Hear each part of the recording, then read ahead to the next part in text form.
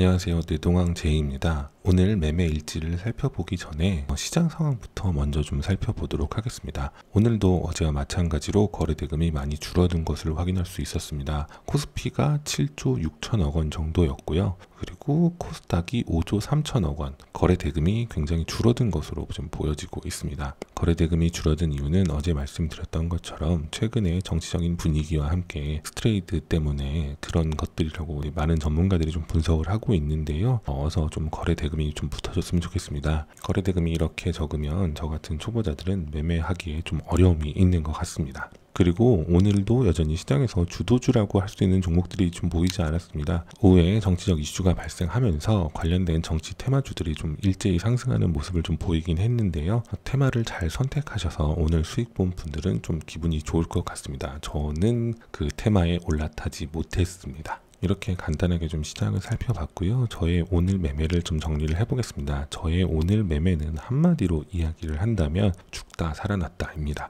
제가 어떤 일이 있었냐면요. 오늘 오전 8시 프리마켓에서 네이처셀을 거래하기 시작했습니다. 8시에 시작하고 나서 네이처셀이 이틀 연속 상한가를 기록한 것을 보고 제가 진입을 했는데요. 장 초반에 잠깐 상승할 때 이 타이밍에 좀 진입을 했다가 수익을 냈습니다. 근데 거기서 일단 매매를 멈추고 9시 본장 시작을 좀 기다렸어야 되는데 뇌동세포가 발동을 하고야 말았습니다.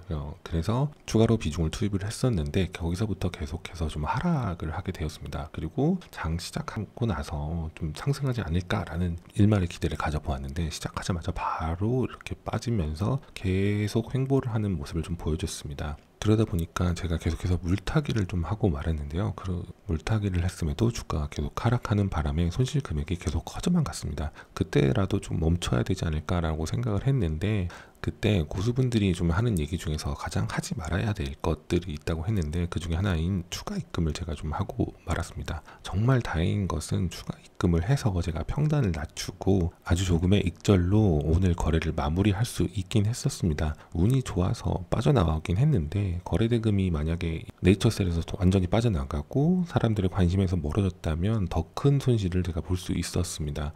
이제 좀 저는 오늘 일을 좀 교훈으로 삼아서 시드 이외의 금액으로는 절대 하지 말아야겠다는 좀 원칙을 좀 세워보는 생각을 했었습니다. 오늘은 네이처셀 한 종목만 거래를 했기 때문에 다른 종목에 대해서는 크게 언급할 게 없긴 한데 그럼 이제 내일 거래는 어떤 것들을 좀 할지 좀 찾아보도록 하겠습니다. 우선은 내일 어떤 종목을 메인으로 삼아야겠다라는 생각보다는 현재 물려있는 종목인 네이처셀 10주 그리고 한국항공우주, 한국첨단소재에서 좀 어떻게 빠져나올까라는 좀 생각부터 좀 해봐야 될 것 같습니다. 내일 거래할 종목을 찾아보기 위해서 전일 대비 등락률 상위 리스트를 좀 보도록 하겠습니다. 리스트를 볼 때 제가 잘 아는 종목들은 아니지만 요 분위기를 봤을 때는 거의 정치 테마주와 관련된 종목들이 많이 있는 것 같습니다. 그래서 저는 내일은 어떤 것들을 좀 미리 정해놓기보다는 거래대금이 몰리고 사람들한테 관심을 끄는 종목이 어떤 것들이 있는지 그걸 보고 진입을 할 생각을 가지고 있습니다. 그리고 내일 저의 가장 큰 매매 관심사는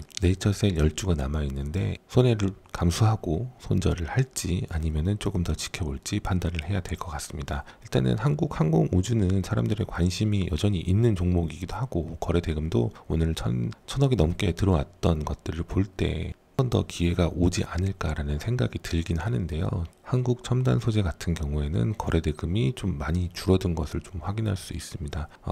제가 섣불리 판단하기 좀 어렵긴 하지만 양자 컴퓨터 테마에 사람들의 관심이 조금 멀어져 있는 상황이다 보니까 한국 첨단 소재는 바로 기회가 오기는 조금 어렵지 않을까라는 생각이 들어서요. 요거 내일 장 시작하고 나서 가격이 변동이 어떻게 들어가는지 보고 손절을 할 생각을 가지고 있습니다.